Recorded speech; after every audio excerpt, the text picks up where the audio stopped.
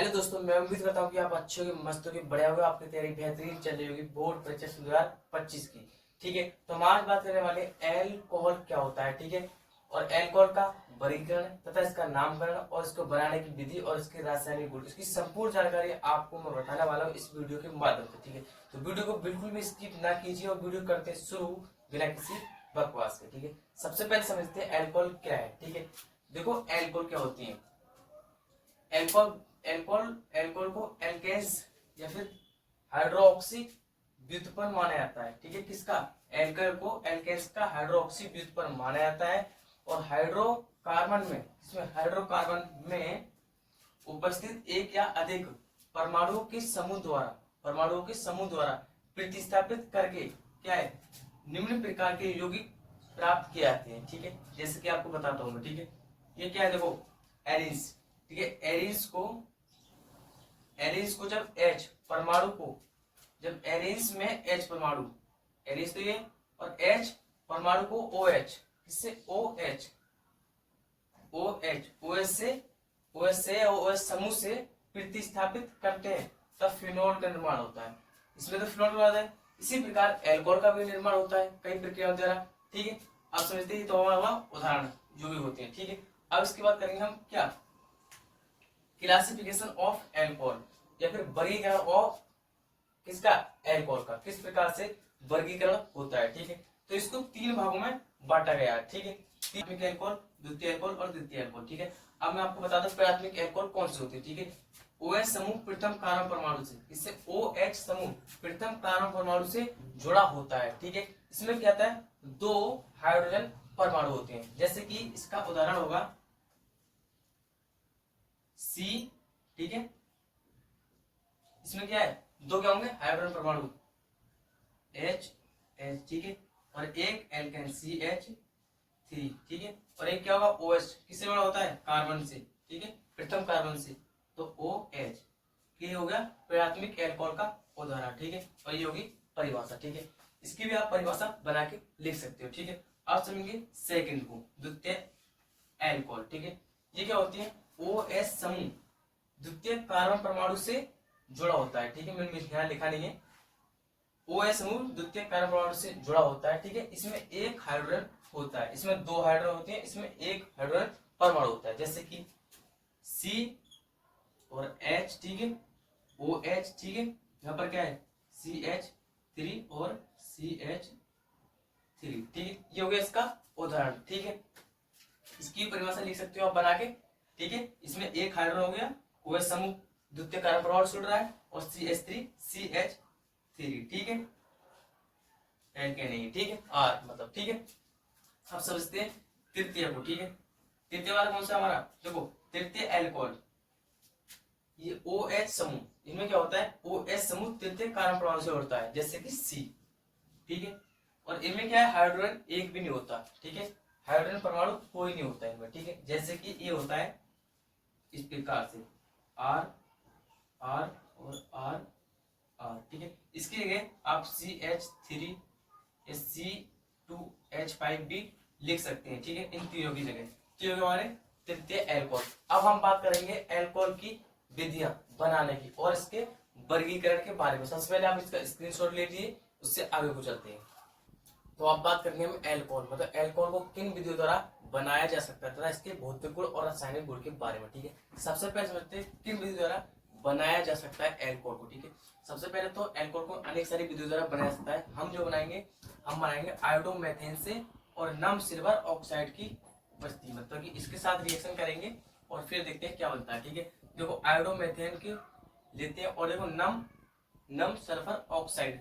ठीक है, इसकी जब रिएक्शन कराएंगे तो मेथेनॉल, ठीक है, मेथिल अल्कोहल और Ag निकल जाएगा। ठीक है, इस प्रकार की आप परिभाषा लिख सकते हो।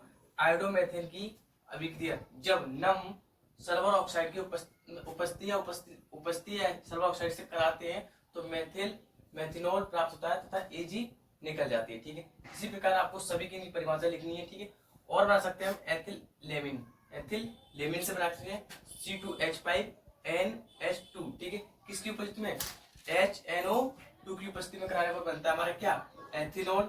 ठीक है, क्या एथिनॉल बनेगा और निकल के आएगा नाइट्रोजन प्लस H2O। ठीक है, इसी प्रकार आप इसकी परिभाषा लिख सकते हो। ठीक है, दूसरा है हमारा, सॉरी तीसरा है हमारा सुक्रोज, मतलब किण्वन से भी बना सकते हैं इसे। ठीक है, क्या सुक्रोज, सुक्रोज का सूत्र होता है C12 और H22 और O12। ठीक है, किस प्रकार से कर सकते हैं इसको, H2 की उपस्थिति है H2O से इसकी रिएक्शन कराते हैं तब होता है, देखो इन्वर्टेज की उपस्थिति में कराएंगे। ठीक है, H2O के साथ, तब देखो फिकरटोज नहीं सॉरी फिकरटोज और ग्लूकोज निकलता है। ठीक है, 2 बॉन्ड बनते हैं, इनकी दोनों की संरचना अलग अलग होती है, देखने में सूत्र एक जैसा लगता है। ठीक है, इसी टॉपिक को आगे बढ़ाते हैं। ठीक है, यहाँ पर क्या है, फिकरटोज ले लो या फिर सुक्रोज ले लो, ठीक नहीं सॉरी फिकरटोज या फिर ग्लूकोज ले लो, और इसकी उपस्थिति से जाई बीच की उपस्थिति में कराएंगे तो क्या बनेगा, एथिल एल्कोहल। ठीक है, ये एल्कोहल है एथिल एल्कोहल। एथिल एल्कोहल के दो अणु और CO2 के क्या होगा, 2 अणु निकल जाएंगे। ठीक है, अब समझते हैं भौतिक गुण, भौतिक गुण से जल में मिले हैं। ठीक है, क्या जल में मिले हैं। ठीक है, अत्यधिक मिले जल में एल्कोहल, तो ठीक है इसका स्वाद क्या है, तीखा होता है और ये विषैला पदार्थ है, और इसका घनत्व जल से हल्का होता है, मतलब जल से ये हल्का होता है। ठीक है, और इसकी कथनांक की बात करें तो 18 से 20 या 20 से 18 होता है। ठीक है, अब बात करेंगे हम इसके रासायनिक गुण कौन कौन से। ठीक है, इसका स्क्रीनशॉट ले लीजिए आप।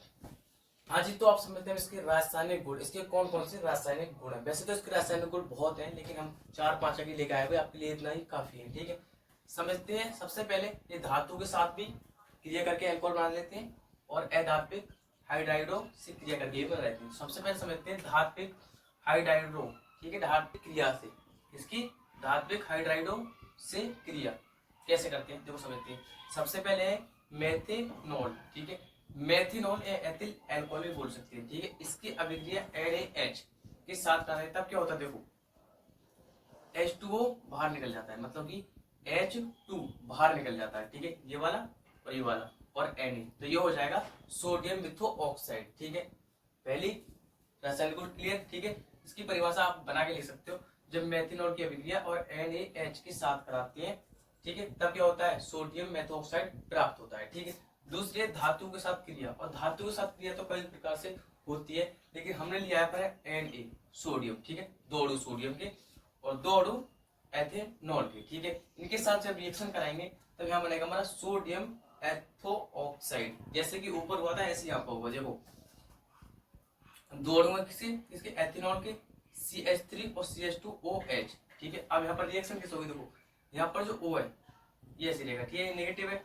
और यहाँ पर Na पॉजिटिव, तो ठीक है कि Na ये आपस में जॉइन करेंगे और यहाँ पर 2 निकल जाएगी गैस। ठीक है, हाइड्रोजन निकल जाएगा। इसे प्रकार समझते हैं हेलोजन अम्लों की क्रिया। देखो हेलोजन अम्लों की क्रिया 3 प्रकार होती है, HCl के साथ होती है, HI के साथ होती है और HBr के साथ होती है। 3 प्रकार की इसकी अभिक्रिया होती है, तीनों को समझते हैं। ठीक है, हेलोजन के साथ अम्लों की क्रिया। ठीक है, देखो CH3H मेथिल एल्कोहल। ठीक है, एथेनॉल हो सकते हैं। ठीक है, मेथिनॉल। ठीक है, या फिर मेथिल एल्कोहल। ठीक है, HCl के साथ रिएक्शन करेगा तो क्या रहेगा, H2O निकल जाएगा और ठीक है मेथिल क्लोराइड बन जाता है। ठीक है, दूसरी सब में H2O निकलेगा। ठीक है, इसी प्रकार क्या CH3, देखो ये वाला देखो CH3 और CH2, इसी प्रकार यहाँ CH3 CH2, तो एथेनॉल और ये भी एथेनॉल। ठीक है, जब इसकी रिएक्शन HBr के साथ कराएंगे तब क्या बनेगा, देखो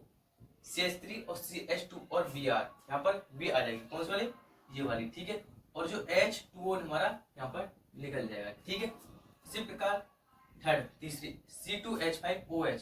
ठीक है, OH HI एल्किल आयोडाइड। ठीक है, तो यहाँ पर क्या है, I जो है यहाँ पर आई कि C2H5 और O क्या है, ये O क्या है नेगेटिव, तो ये क्या है H2 के साथ जुड़ जाएगी। ठीक है, तो ये हो गए इसके 3 और 2 5 क्या हो गए इसके रासायनिक गुण है। आपके लिए इतना ही काफी है, और आप अगर करना चाहते हो तो बुक से भी कर सकते हो। वैसे ये इंपोर्टेंट है और अच्छे हैं और याद करने में आपको सहायता होगी। ठीक है, वैसे इसे कॉपर के साथ भी कर सकते हैं, बहुत सारी रिएक्शन इसके साथ बना सकते हैं अल्कोहल को। वीडियो अच्छी लगे तो प्लीज लाइक जरूर करना।